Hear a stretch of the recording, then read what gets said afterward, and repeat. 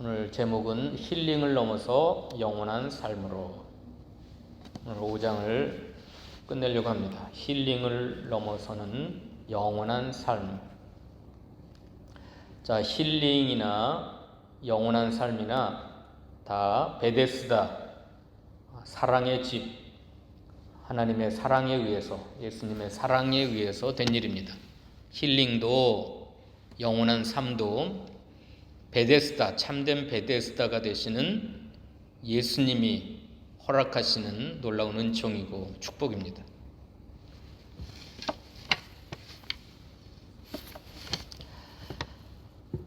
예수님이 38년 된 병자를 고치신, 치유하신 것은 전인적인 치유였습니다. 몸만 아니라 마음도 영혼도 다 치유해 주시는 전인적인 치유였습니다.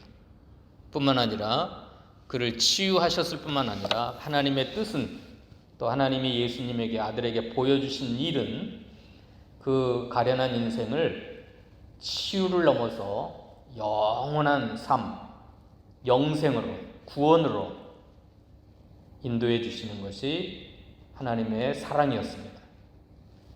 치유라고 하는 건, 힐링이라고 하는 것은 현재적이고 또 일시적인 거였지만 그걸 뛰어넘어서 영원한 삶이라고 하는 건 영생이죠. 영생. 그러니까 영원한 삶, 영생에 이르는 축복을 그에게 허락해 주셨습니다. 왜 영생이라고 하지 않냐고 영원한 삶이라고 제가 제목을 붙였냐면, 보통 영생하면 죽어서 영원히 사는 것, 죽음 후에 되어지는 일이라고 인식을 하게 됩니다. 그러나 영원한 삶이라고 하는 건 지금 이 현세에서 누리는 영생입니다.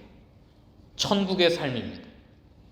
지금 현재 내 몸도 마음도 영혼도 치유받아서 온전케 되어서 힐링이 되어서 지금 내가 발을 딛고 사는 이 현세적인 삶에서 누리는 영원한 삶, 영생이 시작되는 겁니다. 그래서 제가 힐링을 넘어서 영원한 삶이라고 제목을 정해봤습니다. 엄청난 축복이죠. 이게 힐링도 영원한 삶도 무엇에 의해서 되온 거라고요? 베데스다입니다. 베데스다. 여러분, 베델은 무슨 뜻이죠? 엘은 하나님이라는 뜻이고 벳이라고 하는 집입니다. 베델하면 하나님의 집이라는 뜻이고, 베데스다라고 하는 건 베이트라고 하는 집이라는 말과 헤세드라고 하는 하나님의 사랑이라는 말이 합성이 되었고, 베데스다라고 하는 건 사랑의 집.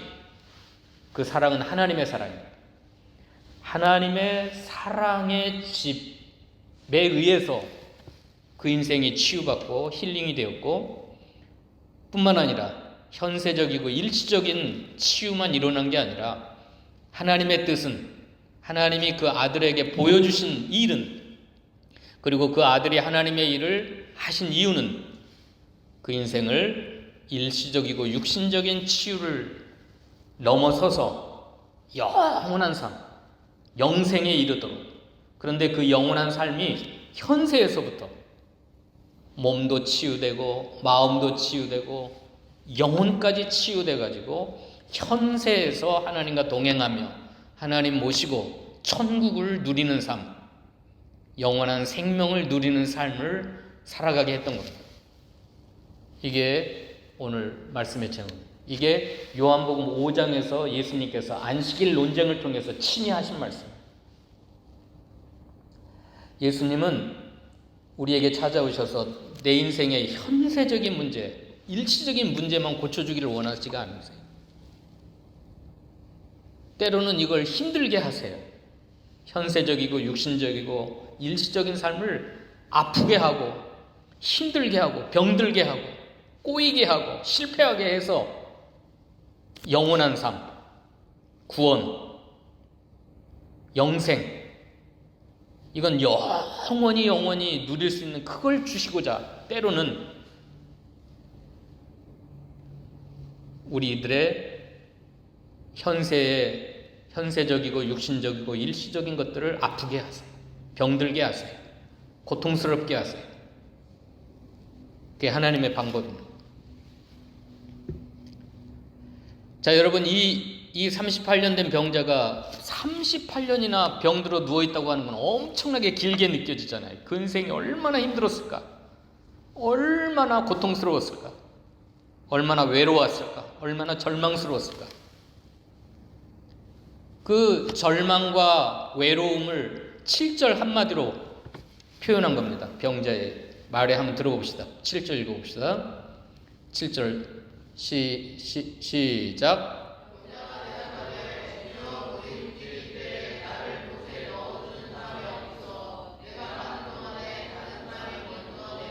예, 이 말 속에 이 병자가 얼마나 인생이 불행하고 힘들고 외롭고 원망스럽고 좌절되고 절망스러운가가 다 묻어있는 거예요. 나를 못에 넣어주는 사람이 없다고 하는 건 모든 사람이 긴 병에 효자 없다고 다 떠나간 거예요. 이 사람이 결혼을 했는지 자식이 있는지는 알 수 없지만 가족마저 다 떠나간 거. 내가 내려가는 동안에 다른 사람이 먼저 내려가나이다 하는 건 비정한 세상을 향한 사랑이 없는 너무너무 차가운 세상, 냉정한 세상. 그게 현실판 베데스다에서 이루어지는 일들입니다. 이 베데스다의 연못에 수많은 great number, 수많은 병자가 한 사람만 치유되니까 이건 온 세상의 축소판이에요. 지금 우리가 살고 있는 세상이나 2000년 세상이나 축소된 세상의 모습들이에요. 너무나 차갑고 인정이 메마르고 주님이 마태복음 24장에 인자가 올 때 세상에서 사랑이 식어질 것이다. 불법이 성할 것이다. 사랑이 다 식어져가지고 옆에 고통스럽게 죽어가는 사람에 대해서 신경 쓰는 사람이 없는 거예요. 자기밖에 모르는 거예요. 이기적인 세상. 거기서 느끼는 그 환자의 마음의 상처, 고통은 엄청난 외로움과 절망과 사람들에 대한 원망, 그게 다 있는 거예요. 자, 38년 동안 이런 상처와 외로움과 절망에 시달렸다고 생각할 때 길다고 느껴지잖아요. 근데 만약에 이 사람에게 예수님이 찾아오지 않고 영원한 삶으로 인도해 주지 않았다면 죽어서 어디 가죠, 이 사람이? 지옥에 갑니다. 자, 38년의 고통스러운 삶이 더 클까요? 죽어서 지옥에 가서 영원 붕토록 그 뜨거운 불 가운데서 영원한 멸망과 심판과 형벌을 받는 게 더 길고 무거울까요? 우리는 지옥을 안 가봤으니까 상상이 안 되죠.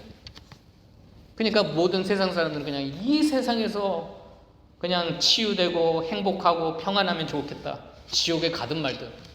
그래서 그냥 하나님 무시하고 교회 안 다니고 예수 믿으라 그래도 뭐 콧방귀도 안 끼고 심지어 어떤 사람은 나 지옥에 가도 괜찮다 그러는 거예요. 그 지옥의 무시무시한 38년이 길어요. 지옥의 영원한 세월이 길어요.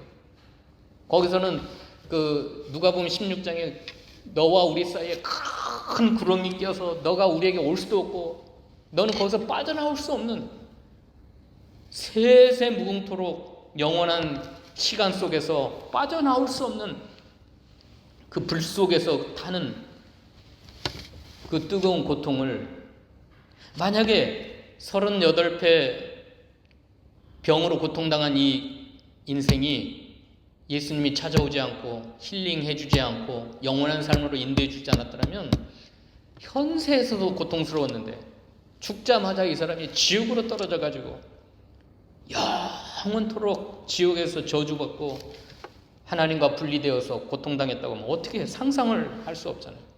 그런데 이 사람의 현세적인 삶, 육신적인 삶을 아프게 하고 병들게 하고 절망스럽게 일시적으로 했지만 주님이 그 인생을 찾아가 주시고 알아주시고 그의 원망스러운 절망스러운 말을 들어주시고 일어나라, 내 자리를 들고 걸어가라, 내가 나았으니 다시는 더 심한 것이 생기기 전에 다시는 죄를 범치 말라. 이 말씀, 그 말씀 속에 뭐냐면 내가 너의 죄를 처리해 줬다 이거예요.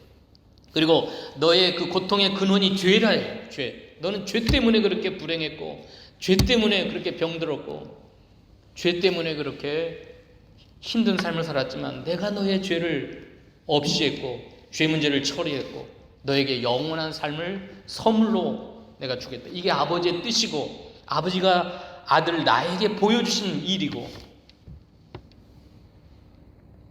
내 육신이 이제 치유됐지만 조금 있으면 죽을 거다. 그러나 하나님의 아들의 음성을 들을 때가 오나니 무덤에 있는 자가 살아날 것이다. 너에게는 지금 일시적으로 내 육신이 치유되고 회복됐지만 너는 죽을 거다. 그러나 인자가 오는 날 너 무덤 속에 있는 내 몸도 부활시킬 것이다. 24절 읽어봅시다. 24절 시작.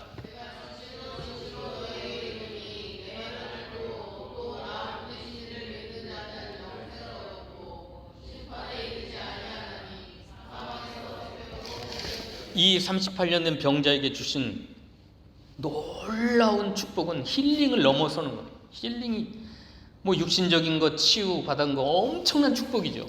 38년 동안 고통스러웠던 그 병에서 노임받고 그것도 축복이지만 그 사람의 인생을 불행하게 했던 죄 문제를 처리함으로 하나님의 진리가 그에게 들어가서 영생을 얻었고라고 하는 헬라어 단어는 과거 완료입니다. 완료. 이미 영생을 소유했기 때문에 예수님을 만난 그 순간부터 영원한 삶이 시작된 거예요. 영원한 삶을 누리고 있는 거예요. 그리고 심판에 이르지 않을 거다. 여러분, 하나님의 축복 중에 축복, 은혜 중에 은혜가 심판에 이르지 아니한 거예요. 심판에 이르지 않는 그 고등법원, 대법원에 가서 여러분이 만약에 서 있는데 그 대법원 판사가 그 사람 저와 여러분을 정죄해가지고 감옥에 보낸다면 어떻게 할 거예요? 세상 법정에서도 정죄받고 심판받아갖고 감옥에 들어가는 것이 두렵지만 더 두려운 건 사람들은 세상 예수 안 믿는 모든 사람들은 죽으면 끝난다고 생각해요. 그러나 한 번 죽는 건 사람에게 정하신 바요. 죽음 후에는 뭐가 있으리니? 심판이 있으리니. 모든 인생은 죽은 후에 하나님의 심판대 앞에 서야 돼요. 거기서 무서운 하나님의 심판과 정죄를 받은 사람은 지옥으로 떨어지고 거기서 심판에 이르지 아니하는 사람은 천국으로 올라가서 영생을 누리는. 그러니까 이 38년 된 병자는 예수님이 찾아오셔서 심판에 이르지 않는 축복을 주신 거예요. 어마어마한 축복인 거예요. 이건 내가 지옥이냐 천국이냐 결정되는 심판입니다. 이건 그 심판대 앞에서 심판에 이르지 아니하고 사망에서 생명으로 옮겼느니라. 옮겼어요. 이미 옮겨졌어요. 너는 안 죽어. 믿는 자는 내가 부활이요 생명이니 나를 믿는 자는 죽어도 살겠고 살아서 믿는 자는 영원히 죽지 아니하리니. 이제는 사망이라는 게 없어요. 우리에게는. 사망이 무슨 뜻이에요? 죽어서 영원히 심판받는 멸망이 없어진 거예요. 왜요? 사망에서 생명으로 옮겨버렸기 때문에. 이걸 유월이라고 그래요. 유월. 그래서 예수님이 38년 된 병자를 유월절 명절에 고치신 겁니다.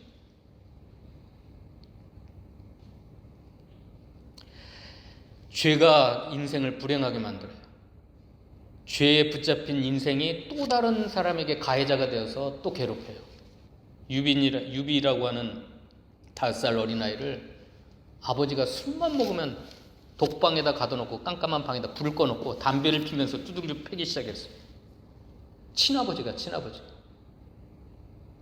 여동생이 하나 있고. 근데 아버지는 술만 먹으면 와가지고 그 아들을 5살짜리 어린아이를 때릴 게 어디 있다고. 그 깜깜한 방에다가 담배를 피면서, 그러니까 그 아이의 눈에는 빨간 담배 불만 보이는 거예요. 얼마나 두들겨 패는데 기절합니다. 기절해. 맞아가지고. 그러니까 아버지의 담배불을 바라보면서 기절을 해요. 이게 하루 이틀이 아니라 고등학교 때까지 계속됐어요. 10여 년 이상. 그러니까 맨날 엄마를 두들겨 패고 여동생을 두들겨 패고 엄마. 그러니까 중학생이 돼가지고 갑자기 아버지가 뒤집어요. 엄마는 도피처가 교회예요. 교회 가서 날마다 아버지한테 두드러 맞으면, 남편한테 두드러 맞으면 교회 와서 눈물로 기도하는데 갑자기 아버지가 중학교 때인가 목사가 되겠다는 거예요. 술 끊고 담배 끊고 신학교 가겠다는 거예요. 신학교 가서 목사가 됐어요. 근데 이 유비의 마음속에는 분노는 사라지잖아. 아버지가 신학을 하고 목사가 됐는데도 여전히 가족을 괴롭히는 거예요. 그래서 얘는 중학교 때부터 가출을 하고 싶은데 여동생 엄마가 나 혼자 떠나면 괜찮지만 여동생이 계속 맞고 엄마가 계속 맞으니까 못 떠나는. 그러면 합법적으로 떠날 수 있는 방법은 어떤 사람이 편지를 보내줬는데 기숙사가 있는 고등학교에 입학하는 거다. 그러니까 이거 안산 동산교회라고 하는 기숙사가 있는 학교를 공부를 해가지고 열심히 공부해가지고 그때 아버지가 목회하면서 비닐하우스에 살았어요. 쥐들이 우글거리고. 그래서 얘가 합법적으로 가출을 했습니다. 기숙사가 있는 동산교에 들어갔어요. 근데 어렸을 때부터 아버지한테 그렇게 학대를 당했기 때문에 인간관계가 안 되는 거예요. 공부에 관심도 없고 아이들하고 소통이 안 되는 거예요. 그러니까 얘는 누구하고도 친구가 될 수 없이 쓰레기 소각장 옆에 있는 은행나무 옆에 가서 늘 밤마다 우는 거예요. 쓰레기 소각장에서 쭈그려 앉아갖고 은행나무에 기도해가지고 울고 있어. 맨날 울어. 이제 주말이 문제입니다. 주말에. 금요일 저녁이면 다 부모들이 태우러 오고 다 가고 주일날 밤에 이제 부모들이 태워다 주고. 근데 그러면 그 기숙사에서 전기까지 다 내려버려요. 밥도 안 주고. 근데 얘는 집이 싫어가지고 집에 갈 수가 없어. 그러니까 기숙사에 갇혀가지고 전기도 안 들어오고 밥도 안 주는 거기서 금요일 저녁부터 굶기 시작해가지고 주일날 저녁까지 굶으면서 그렇게 울고 앉아있는 거예요. 1년 동안. 근데 1년이 지나고 겨울방학이 됐는데 기숙사를 수리해야 된다는 거예요. 아무도 기숙사에 남아있어서 안 되는 거예요. 그래가지고 할 수 없어서 겨울방학 때 집에를 갔는데 1년 만에 온 아들이라고 엄마가 고기 반찬을 해놓고 기다린 거예요. 근데 유비의 마음속에는 분노가 솟아올라가지고 고기? 이 고기 먹으면 내 상처가 치유돼? 이제 다 크니까 고등학생이 되니까 밥상을 뒤집고 나 오늘 자살할 거야. 내가 죽으면 평생 고통스러워하며 살아 하고 뛰쳐나왔어요. 밥상을 뒤집고 오늘 내가 죽을 테니까 아들이 죽은 모습을 보고 평생 고통스럽게 살아 하고 뛰쳐나오고 어디로 갔냐면 그 소각장 옆에 은행나무 옆에 가서 은행나무에 목매달아 죽으려고 갔어요. 그러면서 하나님을 막 저주했어요. 하나님, 당신이 정말 살아계시면 내 인생이 이렇게 힘들고 내가 힘들 때 학대받을 때 어디 있었냐고 막 하나님을 저주를 품고 있는데 5살 때 그 골방에 깜깜한 방에서 맡고 있는 자신의 모습이 보이는 거예요. 환상 중에 아버지 담배를 피면서 자기를 두드러 패는 장면이 쫙 환상 중에 보이면서 뒤에 밝은 빛이 자기 등 뒤에 밝은 빛이 이렇게 비치는 거예요. 근데 얘가 더 하나님 앞에 아니 내 뒤에 계셨으면 나를 보호해줬어야지, 나를 지켜줬어야지 하면서 막 하나님을 욕하고 있는데 음성이 들려요. 미안하다 유비야. 내가 너를 그런 가정에 태어나게 하고 그런 학대를 받게 한 것은 이유가 있었다. 이유가 뭐가야? 너는 상처받은 치유자가 되어서 너처럼 고통당하는 자들, 너처럼 아파하는 사람들을 치유하기 위하여 내가 너를 그렇게 훈련시킨 거다. 그런 소리가 들리는 그 음성이 뭐야? 그럼 나를 그런 가정에 그런 아버지 밑에 태어나게 해가지고 그렇게 고통받은 이유가 수많은 상처받은 사람들을 품고 치유하라고 그랬다고?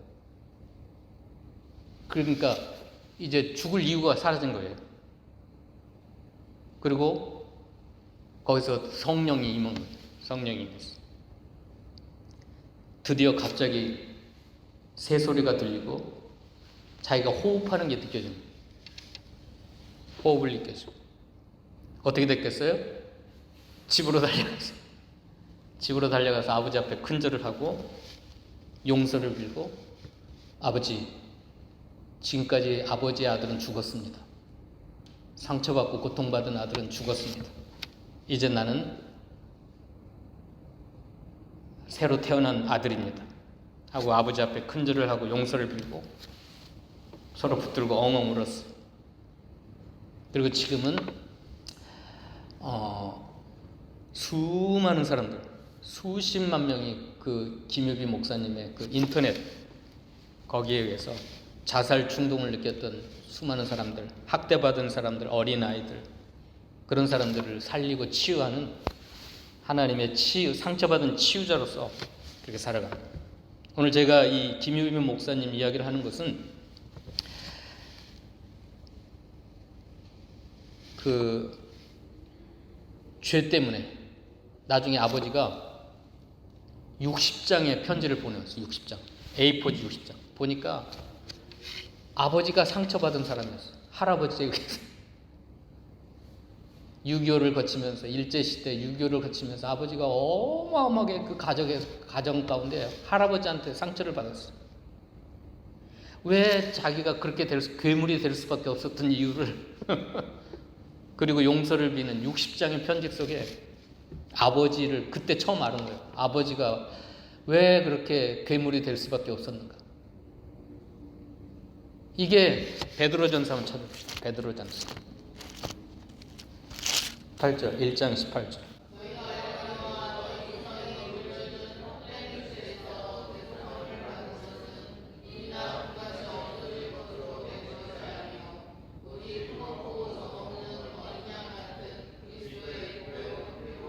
예, 이 김유빈 목사가 아버지의 편지를 보고 그제서야 아버지를 알게 된 거예요. 아버지 어렸을 때의 상처, 아버지가 할아버지에게 받았던 그 엄청난 조상적부터 물려받은, 옛날 성경에는 망령된 행실이라고 했어요. 그 할아버지에 의해서 학대받고 자랐던 그 아버지의 어렸을 때의 상처가 생각이 나면서, 그러면 이제 어떻게, 지금 김유빈 목사는 아들이 하나가 있어요. 딸이 둘이에요. 그럼 여기서 내가 이 조상적부터 물려받은 이 악한 행실을 끊어야 되겠다. 그것은 오직 흠없고 점없는 어린 양 같은 예수 그리스도의 보배로운 피밖에 없다. 은이나 금같이 없어질 것으로 한 게 아니라 예수 그리스도의 보배로운 피, 그 은혜로, 구속의 사랑으로 내가 여기서 끊어야 되겠다. 내가 피해자였지만, 아버지는 가해자였지만 알고 보니까 아버지가 피해자였어요. 이 조상적부터 이 그 죄가 인생을 그렇게 망가뜨렸고, 그 배후에는 사탄의 역사, 어둠의 권세가 모든 인생들을 그렇게 사로잡아가지고 어떻게 가족끼리 그렇게 상처를 주고 고통을 주고 그렇게 아파하게 하고 평생을 그렇게 힘들게 하고, 그 원인을 알고 보니까 아버지가 불쌍한 거예요. 아버지를 사랑하게 되고 이해하게 됐어. 이건 아버지의 어떤, 아버지가 그렇게 한 게 아니라는 거예요. 그 속에 배후의 죄악성, 어둠의 권세, 사탄의 세력에, 이게 조상적부터 물려왔고 내 인생을 파괴했고 불행하게 했고 상처받게 했고, 근데 은행나무에서 목매달아 죽으려고 했던 자신에게 주님이 찾아오셔서 미안하다고, 내가 너를 그런 환경에 둘 수밖에 없었던 이유가 있다. 너를 상처받은 치유자로 내가 너를 세우고 싶다. 그래서 이 김유빈 목사님 때문에 수많은 사람들이 자살하려다 포기하고 살아나고 치유받고 지금 그런 엄청난 은혜가 있어요. 왜요? 김유빈 목사님 결단했거든. 나는 이제 내 자식들에게 그걸 안 물려줘야 되겠다. 근데 내 힘으로 되는 게 아니에요. 금과 은으로 되는 게 아니에요. 뭐 돈 많이 벌어갖고 아들을 행복하게 하면 그게 안 되는 거예요. 안 되는 거예요. 오직 흠없고 점없는 어린 양 같은 그리스도의 보배로운 피, 영원한 삶, 영생을 얻게 하시고 심판에 이르지 아니하고 사망에서 생명으로 옮기는 이거밖에 없구나. 이 복음의 능력, 하나님의 그 베데스다 사랑의 능력, 이걸로 내 인생에서 끝내야 되겠다. 내 대에서 끝나야지 이걸 내 아들에게, 딸들에게 이걸 주어서는 안 되겠다. 그래서 그 복음의 능력으로 조상적부터 물려받은 이 망령된 행실을 끊어버렸어.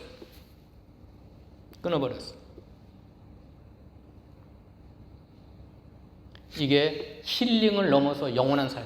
힐링을 넘어. 은행나무 아래에서 그 김유비 목사를 치유했지만, 그 학생을, 고등학생 1학년 치유했지만 힐링을 넘어섰어요. 하나님이 미안하대요. 유비야 미안하다.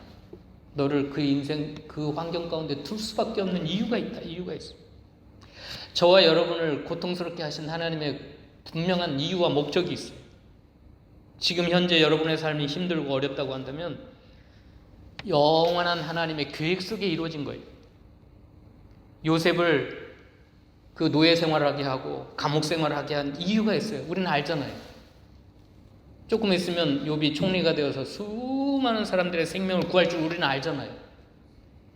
그러니까 감옥 생활하고 노예 생활하고 감옥 생활한 거기에 성경은 뭐라고 있어요? 여호와께서 함께 하심으로 요셉이 형통한 자가 되었다.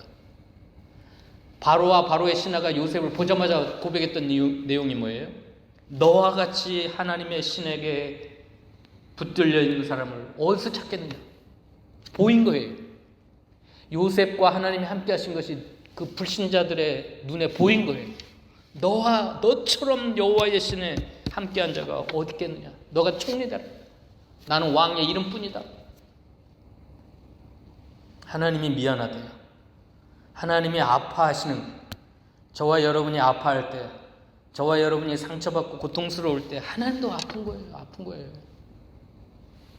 하나님의 영원하신 플랜 속에 목적과 이유가 있어서 여러분들을 아프게 하지만 그 아픔이 조상적부터 물려준 헛된 행실을 끊게 하고 또 수많은 옆에 고통당하는 이웃들을, 그 임집사님 보내주신 그 카톡의 내용 저도 읽어봤는데, 고통으로 끝나는 게 아니에요. 우리 크리스찬들은 영원한 삶을 살아가는 우리들에게는, 힐링을 넘어선 영원한 삶을 살아가는 우리에게는, 우리에게 임한 고통 자체가 끝난 게 아니에요. 하나님의 목적이 고통의 목적이 아니에요. 그런데 이 수확한 사람들 보십시다. 11절 읽어봅시다. 11절. 10절 읽어봅시다. 10절. 10절.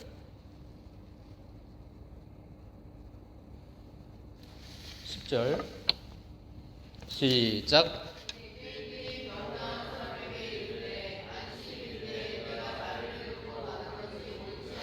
이 차가운 종교가들, 생명이 없는 종교가들, 38년 된 병자가 고침받고 갔다고 한다면 인지상정으로 너무 좋다, 기쁘다.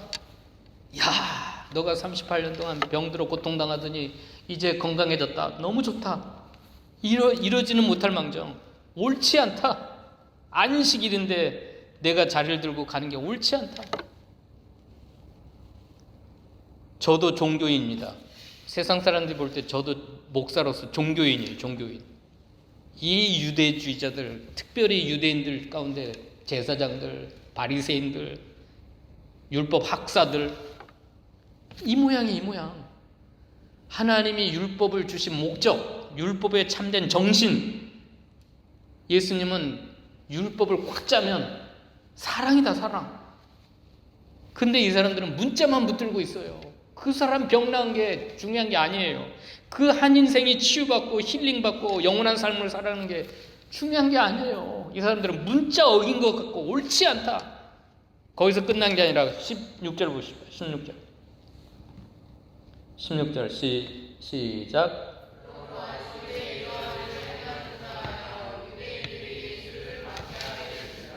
그 사람의 치유되는 걸 기뻐 못한 것도 문제지만 예수를 박해하기 시작한 거예요. 그 다음에 18절 읽어봅시다. 18절 시작. 예, 이제는 아예 예수를 없애버리자, 죽여버리자. 이게 생명 없는 종교인들.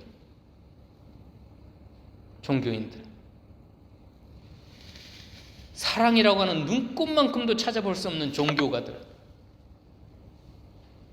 종교를 떠나서 인간으로서 그 불행했던 인생이 치유가 되면 얼마나 좋겠어요, 여러분.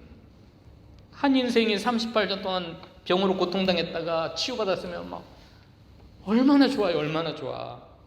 근데 이 차가운 유대인들, 종교가들은 사랑이라고 하는 건, 긍휼이라고 하는 건 눈꼽만큼도 찾아볼 수 없어요. 왜 이렇게 됐을까요? 이 사람들이 왜 이렇게 됐어요? 세 가지 이유가 있어요. 세 가지. 읽어봅시다. 39절로 40절. 첫 번째 이유. 39절로 40절. 읽어봅시다. 시작.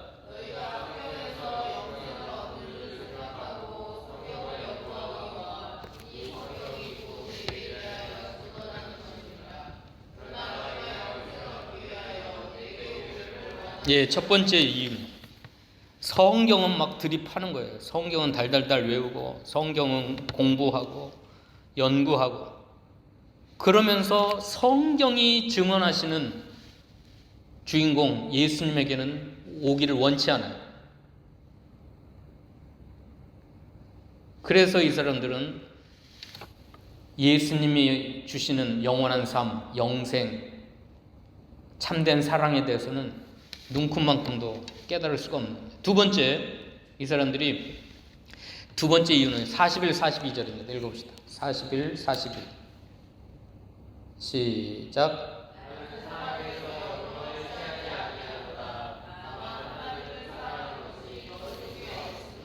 예, 하나님을 사랑하는 게 없는 사람은 인간을 사랑할 수가 없어요. 이게 출발입니다. 원천이에요, 원천. 우리들의 사람을 향한, 이웃을 향한 사랑은 어디서 나오냐면 하나님의 사랑 가운데, 헤세드, 베데스다, 거기서 흘러나오는 건데, 하나님을 사랑하는 게 없는데 어떻게 인간을 사랑합니까? 가족을 사랑하고.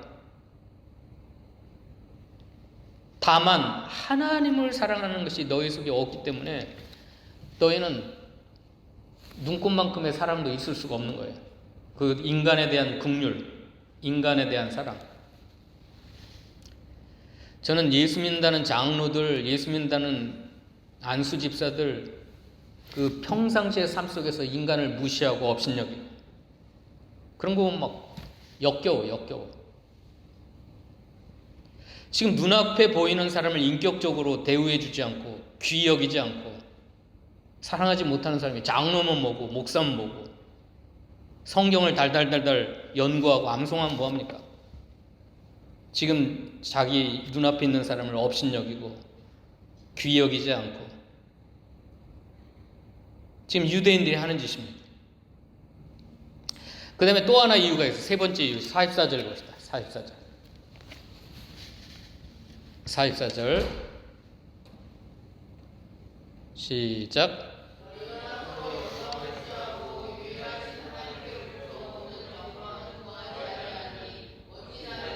예, 사람에게 영광 받으려고 유일하신 하나님으로부터는 진짜 영광, 참된 영광, 영원한 영광을 기쁨으로 바꿀 수 있어요. 하나님을 기쁘시게 하는 일에는 눈컵만큼의 관심도 없고, 사람을 기쁘게 하려고, 또 사람에게 영광 받으려고 이 유대인들은 문자에 사로잡혀갖고 인간을 사랑하지 않는 거예요. 오늘날 목사들이 타락하는 이유가 거기에 있습니다. 하나님께로부터 오는 영광, 하나님을 기쁘시게 하는 그 기쁨, 거기에는 관심이 없고, 사람에게 영광 받고 사람을 기쁘시게 하려다가 이런 못된 짓을 하는 겁니다. 세 번째 이유에, 하나님께로부터는, 유일하신 하나님께로부터는 영광을 추구했다고 한다면, 여러분, 그 38년 된 병자를 고치는 게 하나님의 뜻이고 하나님이 보여주신 일이고 하나님이 너무너무 기뻐하시는 일인데 옳지 않다. 너가 안식일인데 옳지 않다 하면서 예수까지 핍박하고 예수까지 죽이려고 했으니까 얼마나. 어찌 나를 믿을 수 있겠느냐. 마지막 이유가 또 하나 있어요. 마지막 이유. 46절 47절 읽고 마칩시다. 마지막 이유. 46절 47절 시작.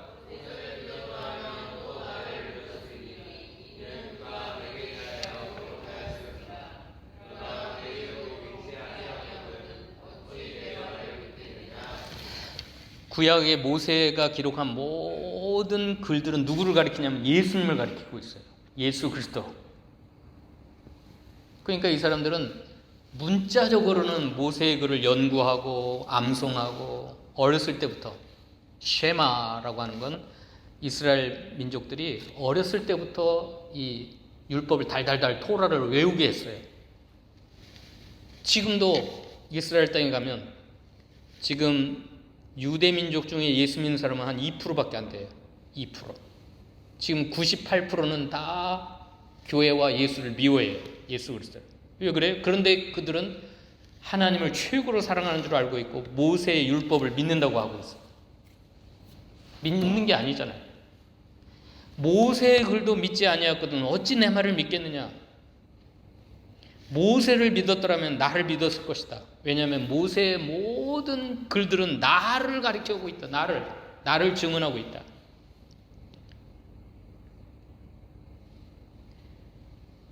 그러니까 성경을 읽어도 그 성경이 가리키는 참된 의미, 성경의 주인공 예수 그리스도를 못 믿었던 겁니다. 그것은 모세의 글을 믿지 않는 거예요. 자, 이 네 가지 이유 때문에 이들은 38년 된 병자가 치유받은 거기다가 영원한 삶을 누리는 그것을 못마땅하게 생각한 거예요. 못마땅하게 생각. 그리고 그에게 그런 엄청난 축복을 주신 예수님을 박해하고 죽이려 했던 겁니다. 오늘 힐링을 넘어서는 영원한 삶을 우리에게 주시기를 원하는 거예요. 우리 현세적인 삶만 치유하실 뿐만 아니라 그걸 뛰어넘어서 영생을 얻게 하시고 구원에 이르게 하시고 심판에 이르지 아니하고 사망의 생명으로 옮기는 이런 놀라운 축복을 여러분 소유하시기를 축원합니다. 기도하십시다.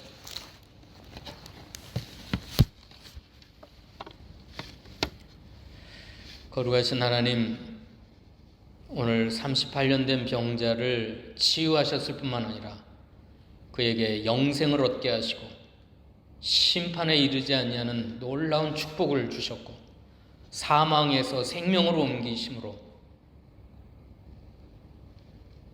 그의 육체와 마음과 영혼을 전인적인 치유를 통하여 영생의 삶을 시작하게 하시는 하나님의 은혜를 감사합니다. 오늘 이 추운 겨울의 아침에 주님 앞에 나온 사랑하는 주의 백성들, 삶에 여러 가지 힘들고 고통스럽고 어려운 일들이 있지만 하나님은 마음 아파하시고 그것 때문에 미안하다 하시고 이유가 있다 말씀하시고 하나님의 계획 속에서 이루어진 일을 너에게 허락하셨다 말씀하시고 너 인생을 치유하실 뿐만 아니라 영원한 삶을 선물로 우리에게 안겨주시려고 때로는 우리에게 현세적이고 육신적이고 일시적인 삶을 아프게 하고 괴롭게 할 때가 있습니다. 그 하나님의 본심을 깨달아 하는 저희 모두가 되도록 축복하여 주시옵소서. 예수님의 이름으로 기도하옵나이다.